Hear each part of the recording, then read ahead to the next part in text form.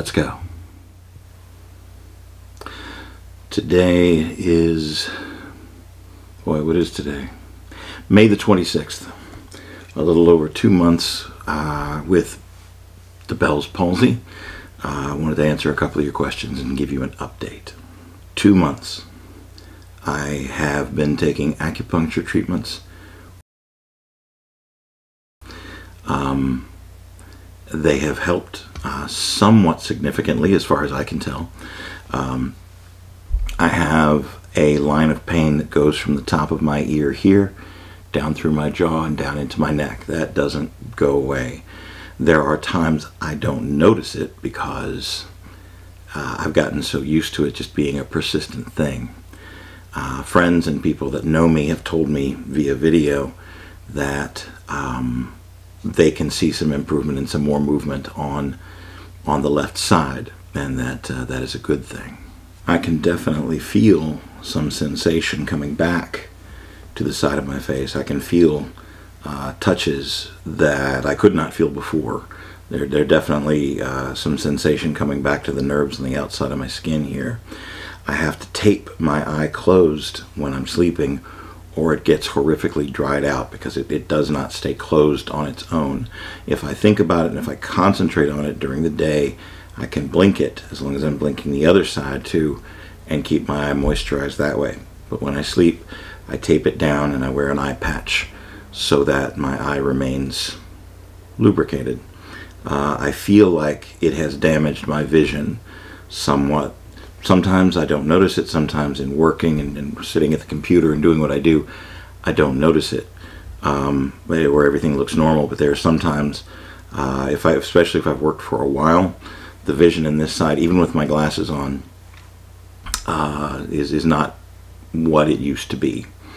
I do need to have that checked when all this is over. If I talk for a long time, this tends to freeze up. It tends to start getting more and more rigid the longer that I talk, which is not a great idea for someone who makes a living speaking to groups for, large amounts of time. But that's okay. That's cool. I'll deal with the obstacles. The taste on the inside, on this side, has not come back yet. I can taste everything over here, no problem at all. Over here, even really spicy food, there's nothing. There's no sensation. There's no sensation of the heat or the taste or anything at all. The inside of my nose, the nasal cavities over here, feel like that they have collapsed a little bit. There are times when it is difficult to breathe through here because it feels like everything's just loose, like the muscles over there. That's the worst of it. All those little things are the worst of what I'm going through right now, the pain being the capper. But I've been doing acupuncture, and it has helped significantly, and I am back to rehearsal, back to working, back to doing things like this, speaking on the podcast, and all those things are good. Those are good things. Let me stress something else that I wasn't completely truthful about a moment ago. The worst thing about this is having to do it alone. The solitude, the isolation has made this incredibly difficult. Day by day, in the process of getting through another day and doing the physical therapy and getting myself to acupuncture and all the other things, that's really tough. But meditation and yoga and writing and talking to friends online and interacting that way on a daily basis, keeping the social that I can stand up and going has helped. Your notes, your encouragement through the comments and everything else have made a world of difference in my attitude, in my depression, in the crippling times when I just feel like this is the worst thing. Alone in what I consider my suffering is minor compared to some.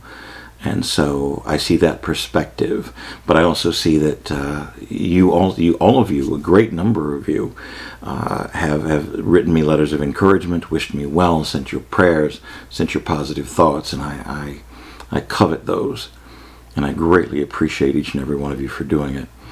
I have gotten back to writing magic and studying magic and taking the next step. There's some really great books out there right now that have just been released that I am just poring over and taking notes over. So those are very good things.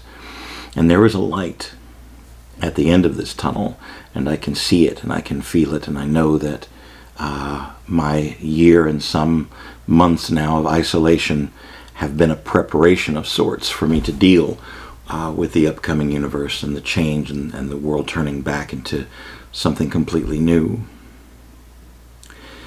If you go by the things you see out there, you're going to see an awful lot of bad news. There's an awful lot of people just hating on each other. And I would implore you, those of you listening to the sound of my voice, to be different, to be kind in the face of ideologies that don't seem to match up and agree with your own. Life is tough, but it is good. And there are better for everyone. And I hold on to that, and I believe it because I'm Hannibal. That's who I am. My therapist tells me this will continue to get better, but not to rush it, not to push through it, to simply do the exercises and let the body heal itself. I'm ready for the pain to go away. I'm really ready for the pain to go away. And it will, and I believe that. So I do my work, and I do my yoga, and I make my acupuncture sessions, and I see the physical therapist, and I do what I'm supposed to do, and I will come out of this changed, but having learned a few things. I want to answer a question some of you have asked me, and I'm going to be upfront, and I'm going to be frank about it. It is fairly certain that the COVID-19 vaccine that I took, that I got the first shot from in mid-March, triggered the Bell's palsy. My doctors have told me that it is one of the more rare side effects of both vaccines, of both Pfizer and Moderna. I had the Moderna vaccine. They said it is a rare, but it does happen, and that some people develop Bell's palsy because of the vaccine, and they feel that it is fairly certain that that is what happened to me. It is, I'm going to stress again that it is temporary, and that I am working my way through it, and given the choice, I would absolutely take, even knowing it would happen again, I would take the first vaccine again, the same as I did before, because it is the right thing to do. Not just for me, not just for preventing myself from catching COVID or obtaining the virus, but also for the people that I come in contact with, the people that I might be asymptomatic and carrying the virus to someone who would carry it to someone who might be even more susceptible, someone who might get attacked by the virus and lose their life or lose their abilities or become crippled. These are all things that happen with the COVID-19. It's not just death. I mean, you can't just go, well, it's not just death. Death is pretty serious. But there's a lot of there's a lot of other things that happen with COVID as well. People are left disabled post-COVID. I am very fortunate in that I live in a world where the science was able to help vaccinate me and protect myself, protect the people that I love, protect the audiences that I am dying to get back in front of. And as I said in another video, if it came down to a choice, and of course, doesn't everything come down to a choice, I don't want to infect someone else. I want to live by kindness, and that kindness tells me, take care of yourself, make sure everything is healthy, and make sure that you are not going to be spreading anything to anyone else that it might really affect in a negative way. My credo on that is, and I have it written there on a notebook by my bed, I would die for my art, but I would not kill for it. So I'm ready to be back in front of people, and I want to get back in front of people safely, and I want to do it the right way, and I will take the steps, and I will take the time, and I will do the work. I will show up.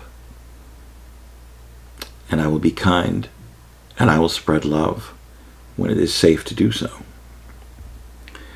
I'm not going to tell you that it's not difficult. I am going to tell you that it is worth it. Get the vaccine. Wash your hands. Wash your hands. Wear the mask. It's not anybody trying to oppress you. It's people trying to save other people. If you won't do it for yourself, if you want to stand for your rights, if you want to bang your fist on the table, you're being selfish.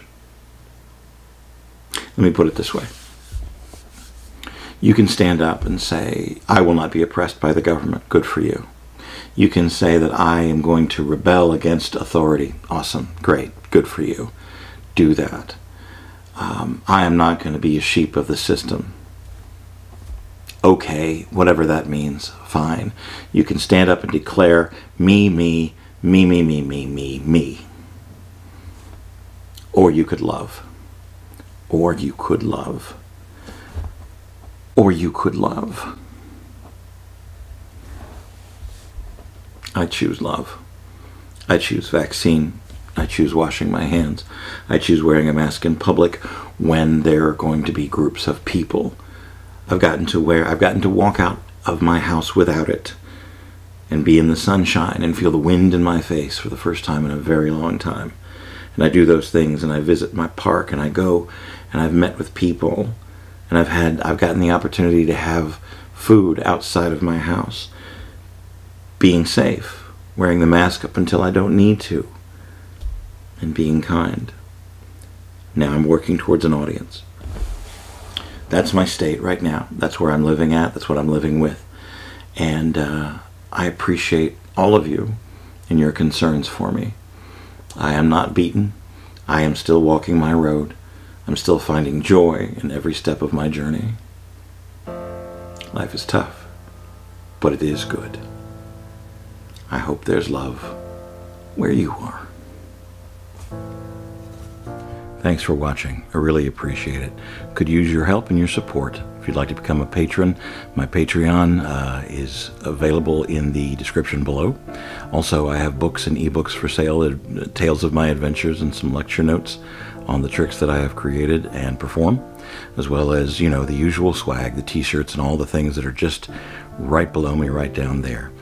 I hope you keep watching, and live and in person someday soon. I hope there's love where you are.